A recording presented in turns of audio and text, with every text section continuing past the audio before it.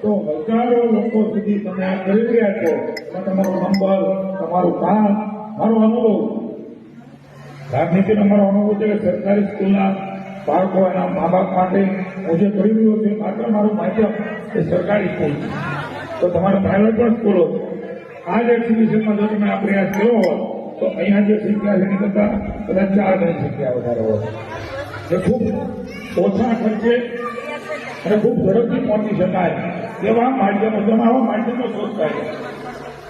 તમારે માત્ર મર્યાદિત લોકો સુધી કામ નહીં કરતા, તમારો ધંધાનો વ્યાપ વધે એના માટે કયા કયા માધ્યમોમાં ખૂબ થઈ શકે.